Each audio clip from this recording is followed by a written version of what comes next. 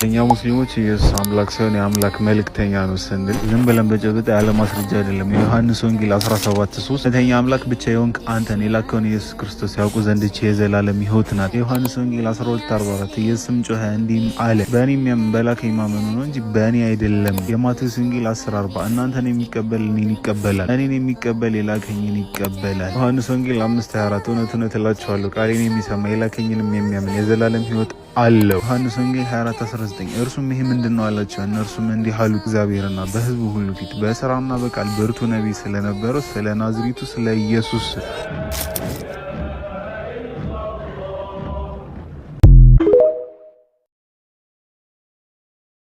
በትንሹ አንዳንድ እንጨትም ቢሆን ጫት ያድላሉ። ይሄ ይታወቃል። መውሊድ ቦታዎች ላይ የታየ ነገር ነው። ይህንን በዚያች ያክል መጠን መጠቀሙን እስልምና አይከለክልም። ተናጥቀሙ ጎጂ ነው እንዳንል ከባለቤቱ በላይ አዋቂ ቡዳ ነው። ስለጫት ጉዳትና ጥቅም የሚቅመው ያውቃል። ምክንያቱም እሱ ሕፃን አይደለም። ይቀጥል ግን ጫትን መቃማችሁ ሳያንስ እስልምና እንደፈቀደው አድርጋችሁ የምትቅሙ ሰዎች አድቡ አድቡ አድቡ። አንደኛ ዲነል ኢስላምን ማሳሸት ነው የሚሆነው። ሲቀጥል ደግሞ እስልምና ሱሰኝነትን የሚፈቅድና የሚያበረታታ ሃይማኖት ያስመስላል። ምክንያቱም ጫት ከተባለ ተያይዞ የሚነሳው ሱስ ነው። ስለዚህ የምቅሙ ሰዎች ራሳችሁን ችላችሁ ቃሙ። ከእስልምና ጋር አታነካኩት።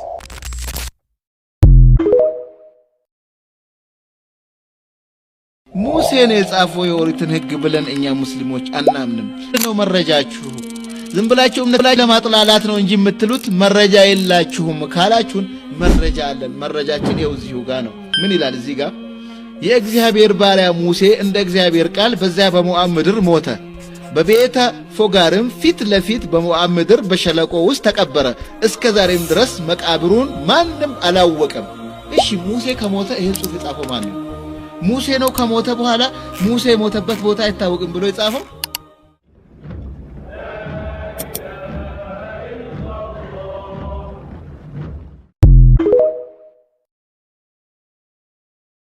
This is the craziest part. ቁርአን መርየም ወይም ማርያም ኢየሱስ ኢሳን በድንግልና እንደወለደችው ማለትም ኢየሱስ በድንግልና እንደተወለደ ይነግረናል። እስልምና ኢየሱስ ከማርያም በድንግልና እንደተወለደ ያምናል ማለት ነው። ይህን ሳነብ በቃ አይሎስቲ ይቀጥላል። ካላህ አምርን የመፈጸም ጥበብ ተሰጥቶት እንደመጣ ይነግረናል እና አይነ ስውርን አይን ያበራ እንደነበረ፣ መስማት የተሳኑን ይፈውስ እንደነበረ፣ የሞተን ያስነሳ እንደነበረ ይነግረናል ማለት ነው። ማርያም ቁርአን ውስጥ በስም የተጠቀሰች ብቸኛዋ ሴት ነች። ይሄ ገርማላ ቁርአን ውስጥ ሱራ መርየም በሚል አንድ ምዕራፍ ሙሉ በስሟ ተሰይሞላት ይገኛል ማለት ነው። ላይክ 19ኛው ምዕራፍ ይመስለኛል ካልተሳሳት። አላህም መርየምን ከሌሎች ሴቶች በሙሉ ለይቶ እንደባረካትም ይነግረናል። ብሮ ላይክ እኔ ኢየሱስ እስልምና ውስጥ ይህን ያክል ቦታ እንዳለው አላውቅም ነበርና በጣም ነበር የገረመኝ ሳነው።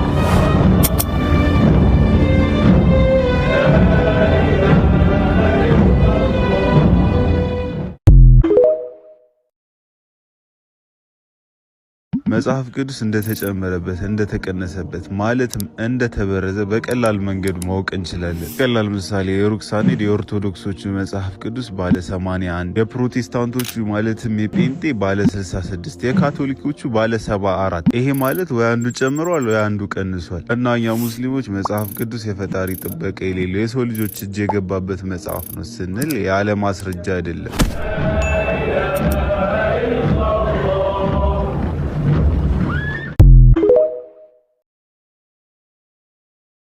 በእስራኤልና ፍልስጤም ጦርነት ወቅት ቁርአን የማንበብ እድል ገጥሞኝ ነበርና ሳነብ በጣም የገረመኝንና ያልጠበቅኳቸውን ነገሮች ላወራችሁ ነው። ታስታውሱ ከሆነ ያ ጦርነት መላው ዓለም ላይ ብዙዎች ቁርአንን እንዲያነቡ እድል ፈጥሮ ነበርና ቁርአንን በሰፊው የተነበበበት ወቅት ነበር ዓለም ላይና ፎር ዘ ሪከርድ እኔም አንዱ ነበርኩ። ያው የጋዜጠኛ ነገር የማንገባበት የለምና ያው እንደ ማንኛውም ነን ሙስሊም ቁርአንን ለማንበብ ስትነሳ ቁርአን ውስጥ በሰፊው ይጠብቀኛል ብለህ የምትጠብቀው ስም ነብዩ መሐመድ ሰለላሁ ዐለይሂ ወሰለም ነው። መቼም እኔም እሱን ኤክስፔክት አድርጌ ስገልጥ ከአንድ ከሁለት ምዕራፍ በኋላ ስገልጥ የኢየሱስ ስም ነው። ስገልጠውንም የመርየም ልጅ ኢሳ የማርያም ልጅ ኢየሱስ ማለት ነው። ስገልጥ ከድንግል የተወለደው ኢየሱስ፣ ስገልጠውንም የአላህ መልእክተኛ ስለሆነው ኢሳ ኢየሱስ። ብሮ ብሊቭ ኢት ኦር ናት የኢየሱስ ስም ኢሳ ቁርአን ውስጥ ከ25 ጊዜ በላይ በስም ተጠቅሶ ይገኛል እና ይሄ በጣም ነበር ለማመን የቸገረኝ። ምን ይገርማል ልትል ትችላለህ? ሌት ሚ ኤክስፕሌን። የነብዩ መሐመድ ሰለላሁ ዐለይሂ ወሰለም ስም ቁርአን ውስጥ በስም ተጠቅሶ የምታገኘው 4 ጊዜ ብቻ ነው። ኢማጂን። ይሄ ገረም ካድል ገና እየጀመርኩ ነው። ቁርአን ኢየሱስ ከአላህ ወደ ሰው ልጆች የተላከ የፈጣሪ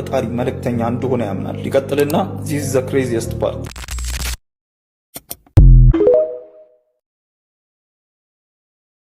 Nowhere in our Bible, does it say that the Messiah would be a God or God-like? The very idea that God would take on human form is repulsive to Jews because it contradicts our concept of God as being above and beyond the limitations of the human body and situation.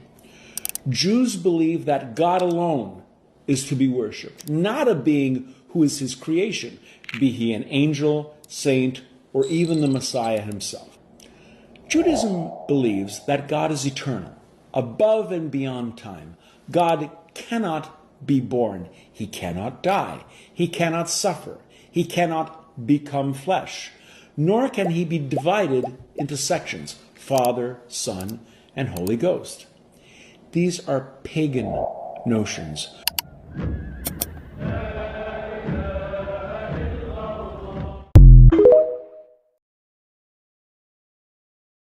تيمية رحمه الله تعالى من يلالو لا نزاع بين المسلمين أن الحروف السبعة التي أنزل القرآن عليها لا تضمن تناقض المعنى إلى بترجم درجة من ما ينت لجنة عامت أمه سبعة أحرف قرآن يوردبت سبعة أحرف من ما ينت لجنة عامت يا مالت من مالتنا بل قد يكون معناها متفقا أو متقاربا ويتمساسين يهونوا ويدمو يتقرربن يهونوا كما قال ابن مسعود إن تناقروا إنما هو قول أحدكم أقبل وهلم وتعال عنداتشو نال مالت أقبل مالت تشالل هلم مالتم نا مالتنا تعال مالتم نا مالتم سلازي እንደነዚህ አገላለጾች ቢሆን እንጂ ይላል ቁርአን ላይ በአህሩፍም ይሁን በሌላ ነገር የሚጋጭ ነገር ማግኘት አይቻልም። አላህ Subhanahu Wa Ta'ala ምዕራፍ 4 ቁጥር 82 ላይ አፈላ የተደበሩን القرآن ቁርአንን አያስተነትኑም እንዴ ወለው ካነ من عند غير الله ከአላህ Subhanahu Wa Ta'ala ውጪ ባለ ከሌላ አካል ቢሆን ኖሮ لوجدوا فيه اختلافا كثيرا ብዙ የሆነ መለያየትን በውስጡ ያገኙበታል ይላል። ወሐሻ ሊገኝ ግን አይችልም ቁርአን ላይ ማለት ነው። ምክንያቱም ከአላህ Subhanahu Wa Ta'ala ስለሆነ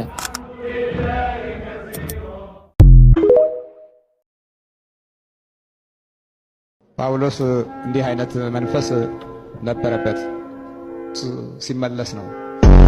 እናታችን ቅድስት ክርስቶስ ሰምራን ሰይጣንን ማረም ብላለን ማለት አዳምና ሔዋን ከተፈጠሩ በኋላ አዳም ሔዋንን እንዲያገባ ስላሴ ሽማግሌ ሆነው መላእክት እንደሚዜ ሆነው ለአዳምን ካስጣት ብለው ወርቅ ሰጡት ስላሴ። ክርስትና በመመራመር በመመሰጥ በማሰላሰል እንጂ በመረጃ የሚመጣ አይደለም። መድኃኔ ዓለም ክርስቶስ በተወለደ በ8ኛው ቀን ሊገረዝ ቀኑ ሲደርስ ስም ሊወጣለት ሊገረዝ የሚገርዝ ባለሙያ መጣ።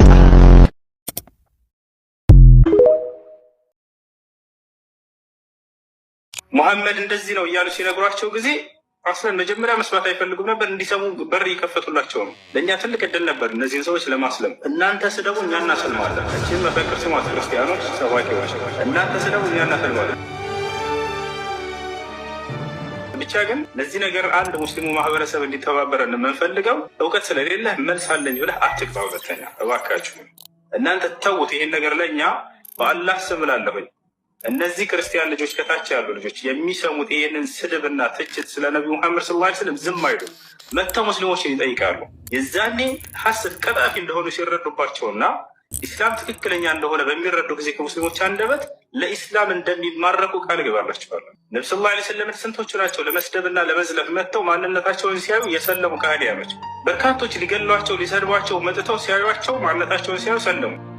نزر علي إن وصلت مقامه ዛሬም ላይ ስለ እርሳቸው የሚነገረውን ትችትና መጥፎ ቃል ምናምን መግለጽ ለሚችሉ ሰዎች ተውት ይሄን ነገር። እነዚያ ሰዎች እንዴት አድርገው ኢስላምን መግለጽና ማድረስ እንዳለባቸው ለሌላ እምነት ተከታዮች ያውቁበታል። በዚያም ያኔ እስልምና እንዲቀበሉ ሰበብ ይሆናል። እንደዚህ ላድርግህ አንተን ምናምን በዚህ ለነሱ ትልቅ ለነሱ ትርፉ ምንድነው ከተባለ ተከታዮቻቸው እውነት ላይ ነለካ ብለው እንዲያስቡ ያደርጓቸዋል። ወደ ሙስሊሞች ጋር መጥተው እንዳይጠይቁ ያደርጓቸዋል። ይሄን ለማድረግ ነው እነሱም የተቀመጡ።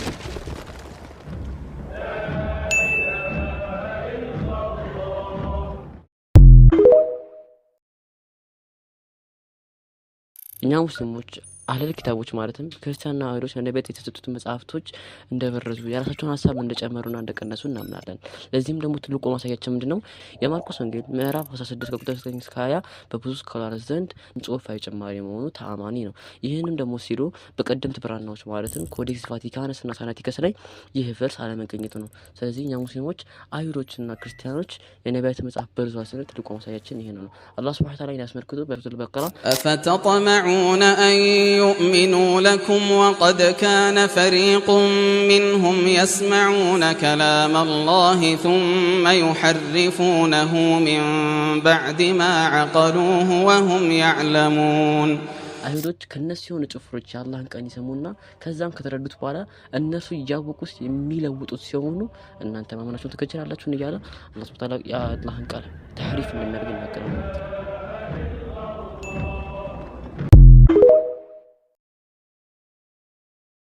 አሰላሙ አለይኩም ወራህመቱላሂ ወበረካቱ።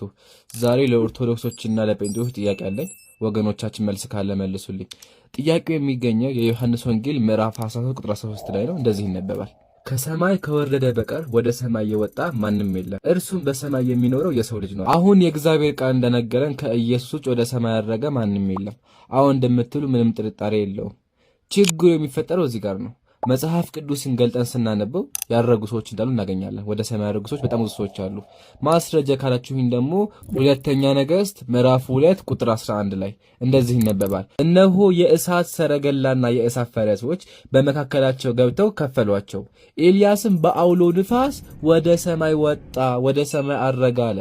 ስለዚህ ከኢየሱስ ወደ ሰማይ ያረገ እንዳለ ተገነዘበ ማለት ነው። ይሄ ትርጓሜ አንተው ደግሞ እንዳትሉ ኮሜንት ላይ ለጨመላችሁ ተመከቱ። ኢሊኮት ኮሜንት ላይ እንደዚህ ይላል። God suddenly took Elijah to himself አለ። አምላክ ኤልያስን ወደ ራሱ ወሰደው አለ። አያችሁ፣ የዮሐንስ ወንጌል ከኢየሱስ ውጭ ወደ ሰማይ ያረገ የለም ማለት። መጽሐፈ ነገሥት ደግሞ ኤልያስ አድርገዋል አለ። ወገኖቻችን ተጋጨማት አይደለም ይመስለኛል። ጥያቄም የሚሆነው የዋሸው የመጽሐፍ ቅዱስ ክፍል የትኛው ነው? የዮሐንስ ወንጌል ወይስ መጽሐፈ ነገሥት? መልሱ።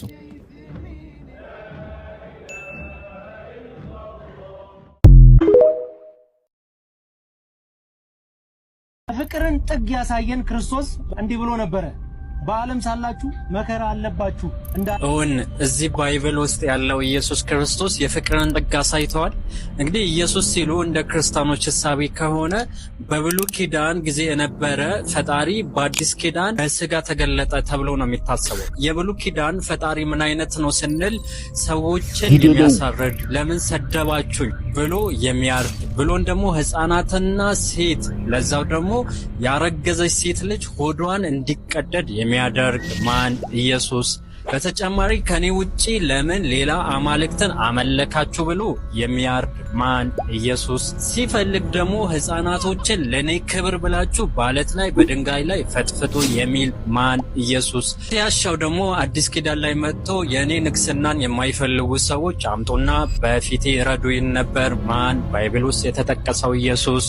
ሲያሳድዱት ፍቅር ሊሰጥ ይቅርና ለምን ሕፃን ሲጫወት ሲሮጥ ጊዜ ትከሻዬ ነካኝ ብሎ ይገድል ነበር ማን? ኢየሱስ። የቱ ጋር ካላችሁ ታምረ ኢየሱስ ላይ እኛ ያለ መረጃ እናወራም ወዳጆቼ። ይህን ኢየሱስ ፍቅር ነው ምናምን የምትሉት ነገር አቁም። እንደ ባይብል ግደሉ ግደሉ የሚል ለጡ የሚል መጽሐፍ እዚች ምድር ላይ አንብቤ አላውቅም።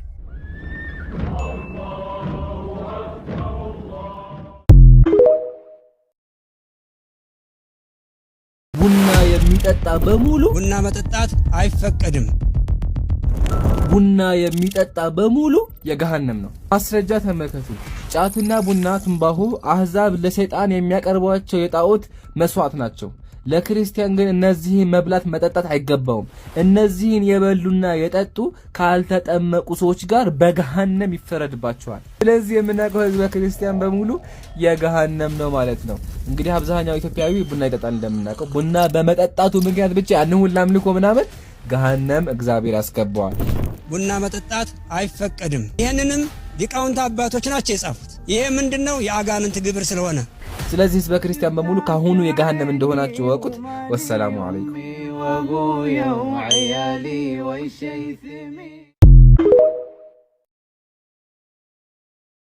ተባረኩ ነው የምንለው ለተሳዳቢዎች። ተባረኩ፣ ቀጥሉበት፣ ሂዱበት፣ እንሄድበታለን። እኔ ማንኛውን ነው ሲሰድብ ያየኝ? እኔ መሲሁን ልሰድብ፣ ክርስቶስን ልሰድብ፣ ገብርኤልን ልሰድብ፣ ማርያምን ልሰድብ? ልሰድባቸው ከእስልምና እወጣለሁ። ታውቃለህ? የትኛውን አካል ልሰድብ? አብርሃምን ልሰድብ፣ ይስሐቅን ልሰድብ፣ ያዕቆብን ልሰድብ፣ የነቢያትን አምላክ ልሰድብ? አላደርገውም። ይልቁንስ በእነዚህ ላይ መጽሐፉ የዋሸባቸውንና የሌለ ትምህርት በእነዚህ ላይ የተናገረውን አጠራለሁኝ። እንደው የነቢያትን መንገድ አጥርቼ ለትውልድ አሳያለሁ። እና አብርሃም እና ይስሐቅ እና ያዕቆብ እና ዮሴፍ ጻድቅ ናቸው ብዬ ነው የማስተምረው። ተባረኩ ነው የምንለው ለተሳዳቢዎች። ተባረኩ፣ ቀጥሉበት። እንኳን ነገራችሁልን። እስልምና መስማት የማይፈልገውን ህዝብ ይነግሩልናል፣ እኛ ጋር ይመጣል። ገብቷቸዋል አይደል? ከዛ ይጠይቃሉ፣ ይረዳል። ሂዱበት፣ እንሄድበታለን።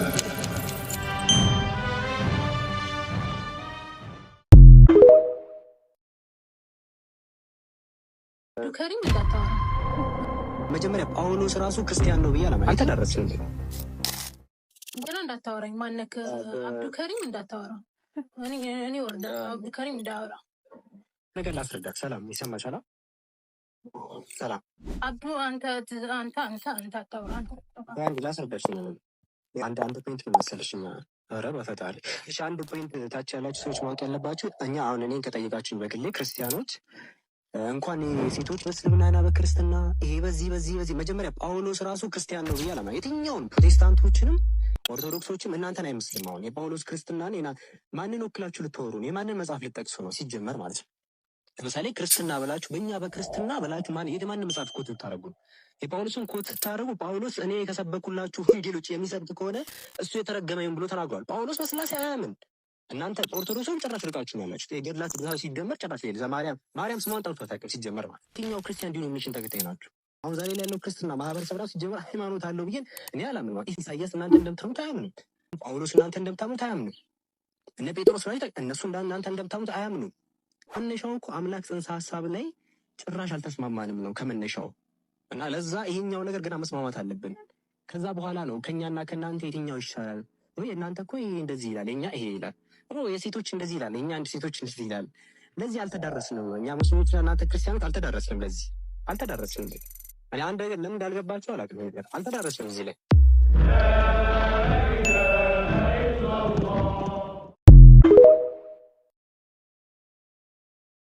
አራት ነገሮች የሩሱሎች የመልእክተኞች ሱና ናቸው፣ መንገድ ናቸው። አንደኛ ሽቶ መቀባባት። በእኛ ሸሪዓም በጣም የተወደደ ነገር ወደ ነብዩ ሰለላሁ ዐለይሂ ወሰለም ከወደዱ ነገሮች ውስጥ አንዱ ሽቶ መሆኑ ይታወቃል። ሁለተኛው ደግሞ ኒካህ ነው፣ ጋብቻ መፈጸም። ሶስተኛ ሲዋክ መጠቀም። ነብዩ ሰለላሁ ዐለይሂ ወሰለም ሲዋክን አብዝተው ይጠቀሙ ነበር። እንዲሁም በኡመቶቼ ላይ ባልፈራ ይከብዳቸዋል ብዬ ባልፈራ ባልሰጋ ኑሮ ሁሌም ውዱእ ሊያደርጉ ሲሉ ወይም ደግሞ ሶላት ሊሰግዱ ሲሉ ሲዋክን እንዲጠቀሙ አዛቸው ነበር ይላል። እዚህ ሲዋክ የተወደደ ተግባር ነው። ሁሌም ከእጃችን ሊጠፋ የማይገባ በሄድንበት ሁሉ ይዘን ልንጠቀመው የሚገባ ተግባር ነው። አራተኛው ደግሞ ሀያ ማድረግ፣ ሀያ ሊኖረን ይገባል፣ ሀያ ልንላበስም ይገባል ማለት ነው። ስለዚህ እነዚህን አራት ነገሮች ሁላችንም ልናሟላቸው ይገባል።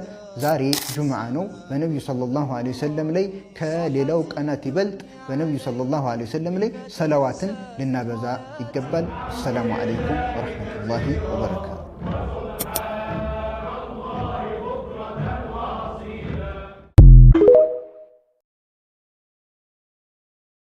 አሁን ደግሞ የተለመደው ሃይማኖታዊ ፕሮፓጋንዳ ምን የሚል ነው?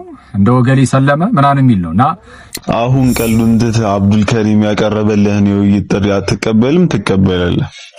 ያኔ የውይይቱን ጥሪ ከተቀበልክ ኢንሻአላህ በአላህ ፍቃድ አይነ ሰው ሰዎች ሲሰልሙ ታያለህ።